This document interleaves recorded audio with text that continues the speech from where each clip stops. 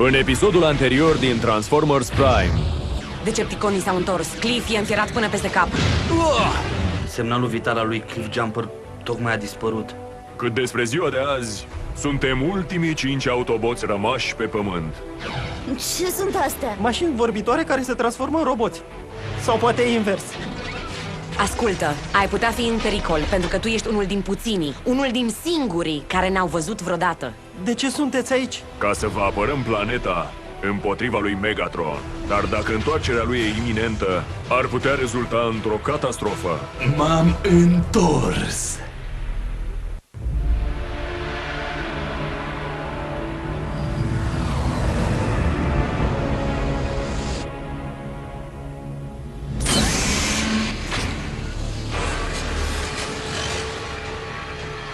Dintre depozitele de energon pe care le-am localizat cât timp tu ai fost plecat, stăpâne Megatron, ăsta e de departe cel mai important. Dronii au săpat fără întrerupere în absența ta și au adunat o cantitate impresionantă. Tu de acolo, adu-mi o mostră. Starscream! Acum că m-am întors, eu voi da ordine. Înțeleg, stăpâne Megatron. Atunci, ca sluga ta umilă, pot să pregătesc Space Bridge, să aducem armata decepticonilor pe care cu siguranță ai adunat-o în cei 3 ani petrecuți în spațiu. Armata mea va veni. Însă absența mea a lăsat loc unor mijloace mai viclene de a o materializa. Forma solidificată a materiei pe care textele vechi o numesc sângele unicornului. Unicornul distrugător. Dar se spune că sângele lui este antiscânteia. Adunat de pe țărmuri cosmice, privește energonul negru. Legenda spune că are puterea de a învia morții. Avem nevoie doar de un cadavru pentru a fi siguri. Ești dispus să faci sacrificiul suprem? Nu cred că e necesar, dacă îmi permiți, stăpâne Megatron.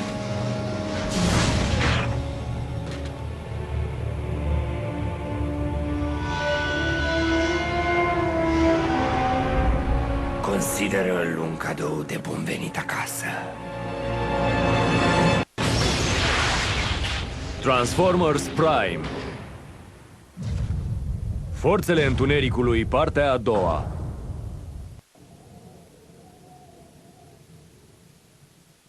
Și pentru că știți de existența noastră, mi-e teamă că de aseară Decepticonii știu de a voastră. Dacă vedem vreo mașină ciudată, sunăm la 112. Acum putem pleca? Tu ai nebunit? Eu trăiesc un vis aici în Botswana și nu voi permite nimănui să mi-l spulbere. Ar fi mai bine dacă voi trei ați rămâne sub supravegherea noastră. Măcar până când aflăm care sunt intențiile inamicului. Optimus, cu tot respectul, copiii oamenilor sunt la fel de mult în pericol aici ca oriunde altundeva. Copii? Nu au un veliș de protecție. Dacă îi calcă cineva, atunci vor fi drobiți.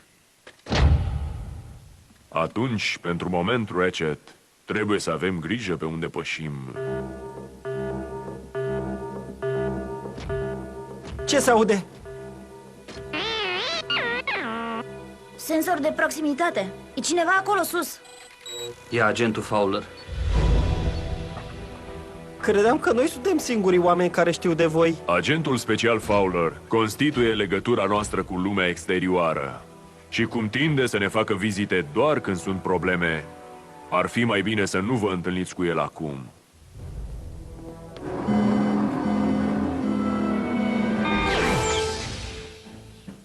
Șapte mașini lovite, 34 de accidente, 3 ore de ambuteiaj. Și o observație specială, numeroase sesizări legate de o motocicletă de origine necunoscută și un automobil puternic galben cu negru. Deci, ai cumva vreo tablă pe suflet, Prime? Situația este total sub control, agent Fowler. S-au întors, nu-i așa?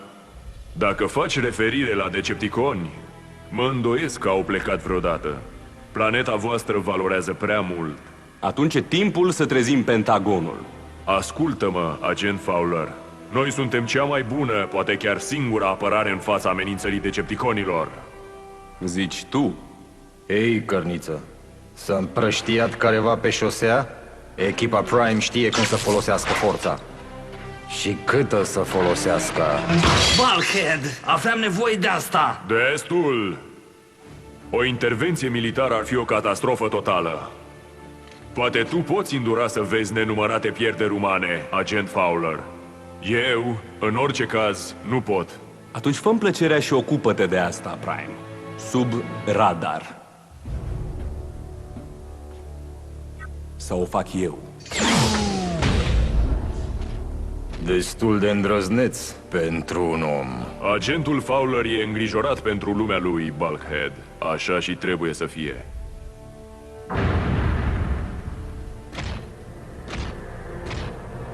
Să vedem dacă puterea născută din întuneric poate reaprinde scânteia.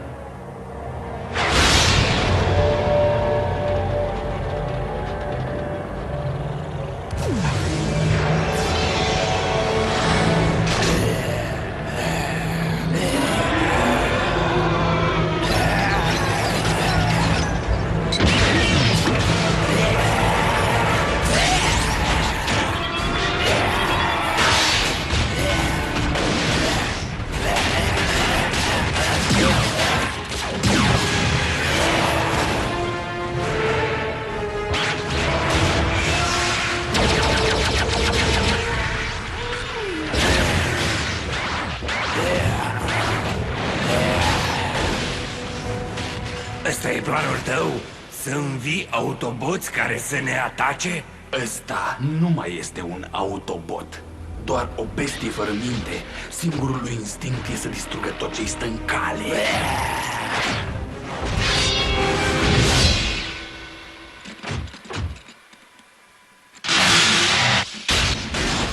Poftim, Starscream. Iată viața indestructibilă a armatei mele. Arma supremă.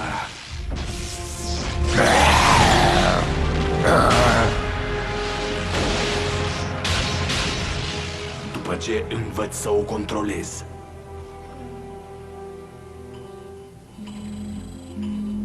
Tehnologie terestră. A revenit semnalul lui Cliff Jumper. Cine-i Cliff Jumper? Cum e oare posibil? Nu e. Alt virus. Sistemul e plin de ei. Dacă e vreo șansă să fie în viață, Ratchet, pregătește sickbay. S-ar putea să avem nevoie. Hei! Noi ce putem face? Rămâneți cu Ratchet.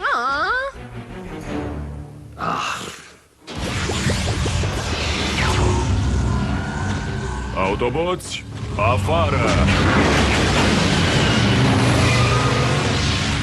Ce s-a întâmplat? I-am transportat către coordonatele indicate, prin Ground Bridge. Ce e asta, Ground Bridge? O versiune la scară mai mică a tehnologiei Space Bridge. Pentru că în momentul ăsta nu dispunem de mijloace sau de energonul necesar pentru călătoriile intergalactice. Sunteți blocați aici, pe pământ.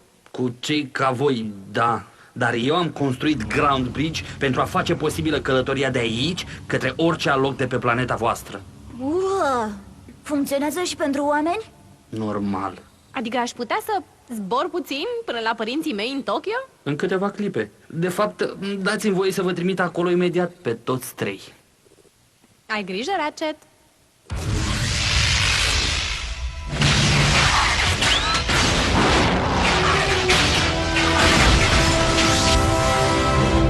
Mină de energon. Judecând după dimensiune, pare că decepticonii sapă aici de foarte multă vreme.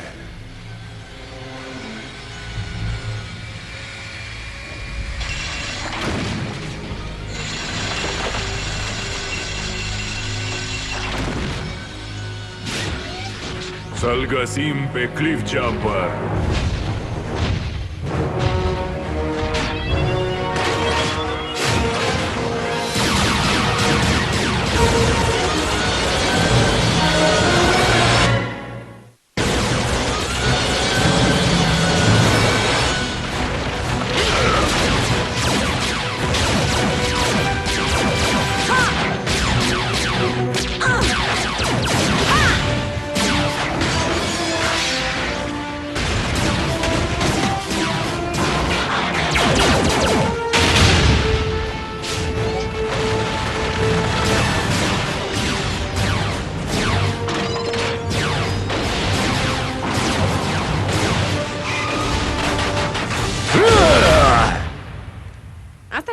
totuși. Stricată, nu pune mâna. Nu pune nici pe aia. Putem pune mâna pe ceva? Cum de folosiți computere pentru oameni? Crede-mă, n-a fost alegerea mea. Au rămas de la chiriașii de dinainte, când am moștenit acest buncăr de torpile. Fac modificările potrivite. Cred că pot să o rezolv eu. Serios. Știi că asta e tehnologie complexă, nu? Adică nu e jucărie pentru copii. Încerc acum.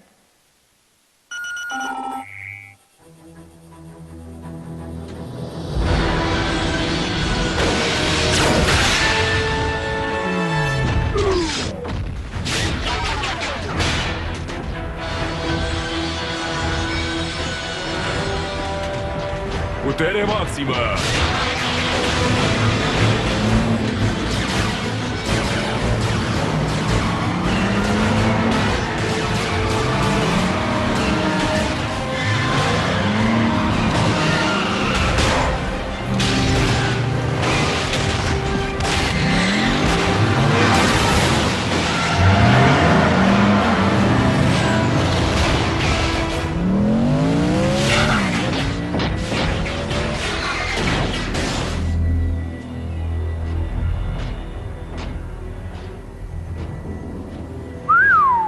Drăguță operațiune.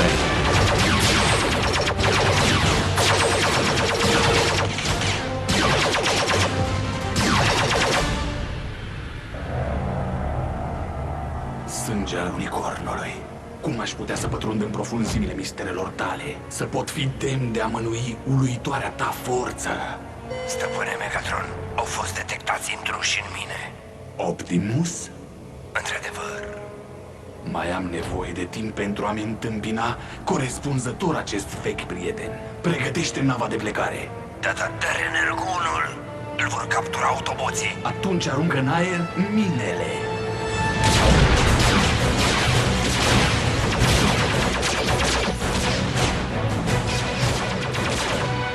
E Cliff! Îl am în raza vizuală! Te acoperim! Du-te!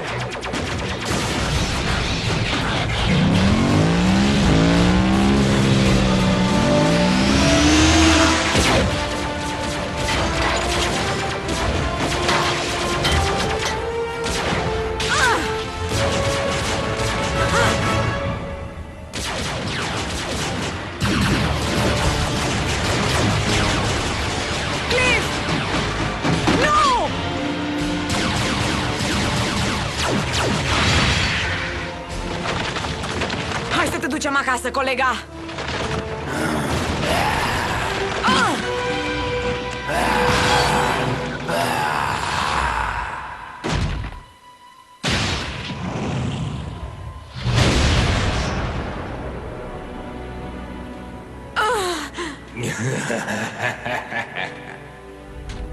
Prime.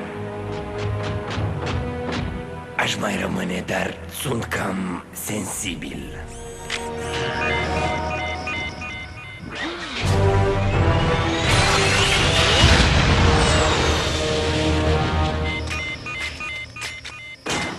O să explodeze! Autoboți, afară!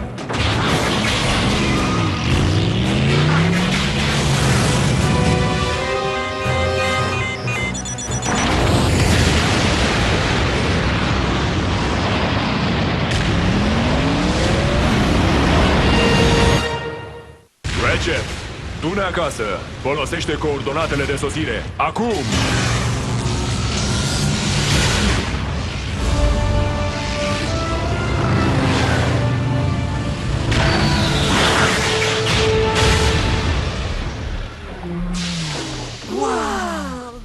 A fost pe aproape. Unde e Cliff Jumper? Ce-a fost explozia aia? A fost o luptă? Pot să vin și eu data viitoare? Uite ce e! Hei, Mico, hai să vedem ce ascund autoboții prin sertarele cu șosete. Pe bune. Arsi, ce ai văzut? Nu pe Cliff, în orice caz. Nu mai e el. I-au făcut mutații. L-au măcelărit. Parcă ar fi fost unul din experimentele alea din război. sunt bine, puțin amețită. Roboți care amețesc? Roboți cu emoții. Roboți care pot muri?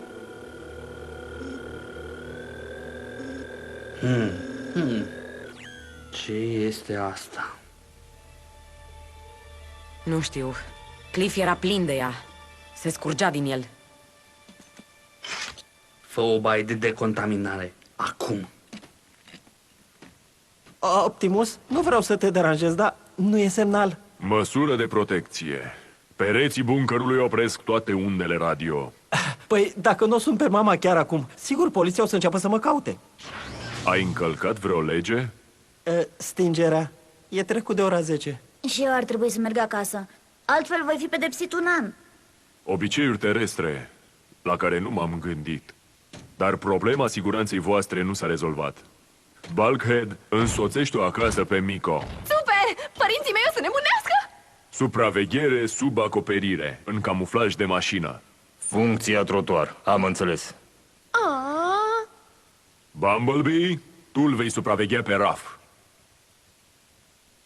Ratchet, Ocupat. RC, tu îl vei însoți pe Jack. Sunt încă amețită. Ești bine, o spune doctorul tău.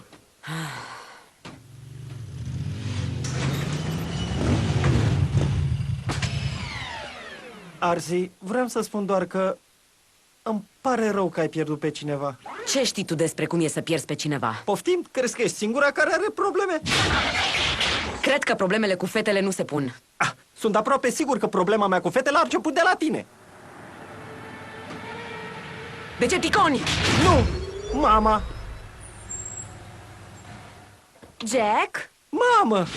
Nu te enerva! Poți să-ți explic? Poți? Jackson Darby, am vorbit despre asta. Știu și... Nu știi nimic. Îmi fac destule griji că nu ești aici. Acum trebuie să-mi fac griji pentru motocicletă? Am 16 ani. Nu pot să merg cu bicicleta la nesfârșit. De unde ai avut bani să o cumperi? E veche. E o rablă, de fapt. Are nevoie de mii de reparații. Dar ideea e că... Poate am fost copil când am cumpărat asta. Dar acum nu mai sunt. Îmi spui mereu să fac alegeri responsabile. Păi, am ales-o pe ea și voi fi responsabil. Îți promit. Pe ea? Nu mă gândeam că ai putea deja să aduci fete acasă. Eu vreau să cred că ea m-a adus pe mine. Păi, mă bucur că ai în sfârșit un motiv să porți cască. De fiecare dată când mergi cu ea. O să mă iei și pe mine din când în când, nu-i așa? Mai vedem. E puțin cam temperamentală.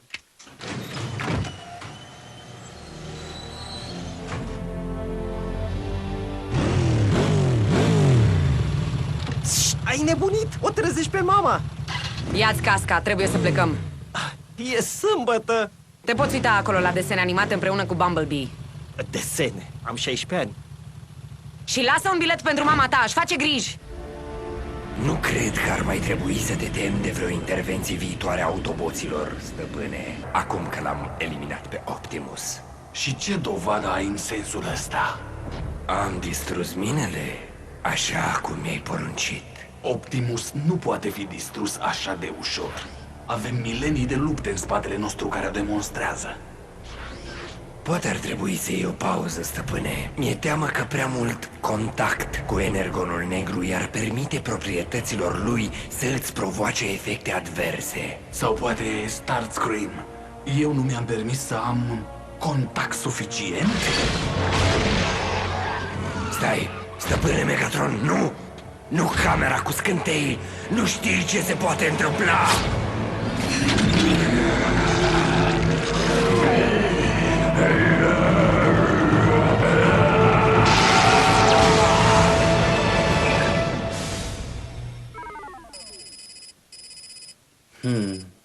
Elementele de bază ale acestui lipici nu seamănă cu nimic din ce am văzut până acum. Trebuie să fie extrem de concentrată dacă a afectat-o pe asta atât de repede. Din păcate, rezultatele complete apar foarte încet fără instrumentul adecvat pentru diagnosticare. Mulțumesc mult, Bulkhead!